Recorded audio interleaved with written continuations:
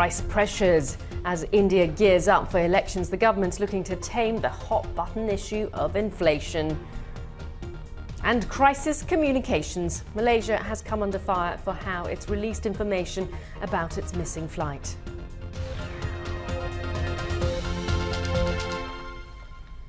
Hello and welcome to Asia Business Report. I'm Sharanjit Lail in Singapore.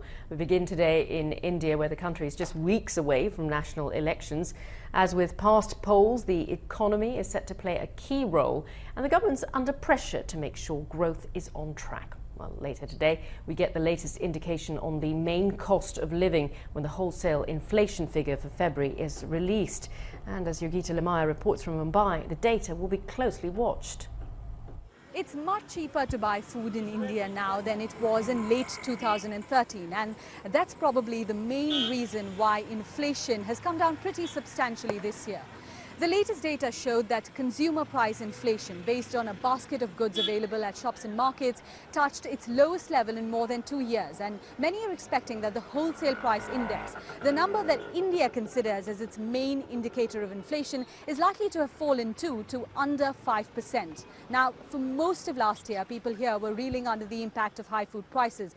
Some vegetables cost nearly 3 times their usual price. And the cooling off that we're seeing now is mostly thanks to favourable weather conditions, which led to a good harvest rather than government intervention. But still, the current leadership is likely to be hoping that this will benefit them in the upcoming elections. For many on the street here, the cost of living is a big factor when it comes to deciding who to vote for in the elections. But there is a worry that this dip is only temporary and that prices might shoot up again. India's central bank has raised interest rates 3 times since September last year to try and control inflation. But many believe that in the long term, inflation levels will depend on the economic policy measures taken by whichever government comes to power in May. Yogita Limaya there in Mumbai. Now, it's been nearly a week since a Malaysian airline plane mysteriously disappeared while en route to Beijing. An international search and rescue effort has been underway, but so far, of course, there's been no sign of any wreckage, leaving the world with what seems like few answers and a lot of questions. In Malaysia's capital of Kuala Lumpur, authorities have been holding daily news conferences, but have recently come under heavy criticism for their handling of the crisis. Earlier, I spoke to 2 aviation experts who weighed in on Malaysia's crisis communications. It's a difficult crisis. It's not a normal type of aircraft accident, but these things have happened before, sadly. And so there shouldn't have been such a state of confusion, a lack of coordination. Information is key for families because to them, time has stopped. There's no going forward. There's certainly no going back. And the best that the Malaysian government and Malaysia Airlines could have done in this incident was not make it worse. And unfortunately, they've made it worse. And I don't think they will ever regain the trust or confidence of the families. Other accidents have happened. We've had planes go missing and we don't find them for 72 days or longer because the earth is a big place, mountains and oceans. Could anyone have done better? I expect that there are governments and other airlines that have done better and could do better. I mean, I hate to say that. You don't like kicking people when they're down, but it's frustrating, and I'm sure horribly frustrating for family members who have to go to the media, who get one source of information, get their hopes raised with, oh, we've seen wreckage, only to say, oh, well, that's incorrect. And it's the lack of consistency, and it makes everyone wonder, well, who do you believe? And the people you should believe are the people who have the most information, which should have been the airline and the government. It's a simple case of too many cooks spoiling the broth. You've got the Malaysian Prime Minister tweeting, you've got the Defense Minister holding press conferences, you've got Malaysia Airlines clarifying rumors that are spreading, and you don't really know who to look for the facts rather than corrections of rumors. And then there's the whole situation of 56 vessels from 7 to 10 different countries which are trying to coordinate this international effort. And there's just a bit of lack of leadership when it comes to the situation. So there needs to be one single source of information. When we work with airline clients, we advise them, customers are looking for one point of information, they're looking for facts. So rather than releasing lots of information from lots of sources, why not just point to one source, perhaps one conference per day, and you don't have, an Air Force chief making a statement and then retracting it. Perhaps it can all come from just the airline CEO, so people know where to look for. Ningdam there speaking. Now, in other business news, General Electric's credit card unit is looking to raise up to $100 million through an initial public offering in the US. A move as part of GE's plans to spin off its retail finance business, which some analysts estimate could be worth up to $18 billion.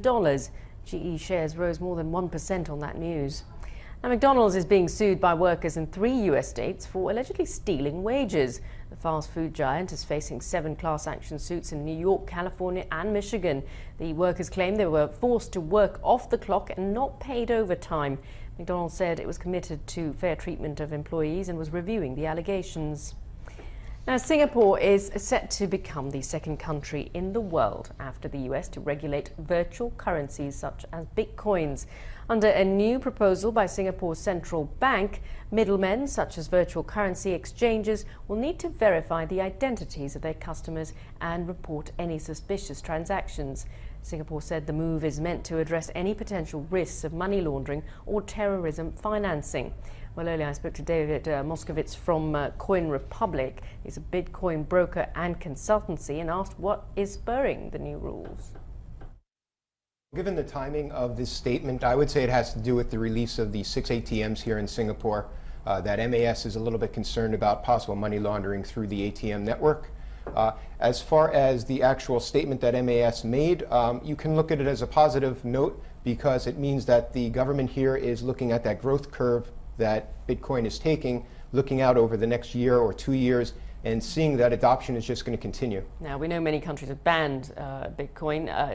You would technically be one of these middlemen that the Monetary Authority of Singapore, the central bank here, would look to potentially report suspicious activity. Right. So what would prompt you to report to them? Well, I'd have to actually read their guidelines to understand what sort of reporting requirements there are. As a member of the community here, if I knew of any sort of suspicious activities or criminal activities, I would naturally report those to the police.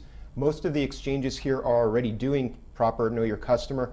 I myself require that people send money via the iBanking system, so there's always a record of who's sending the money and purchasing the Bitcoin.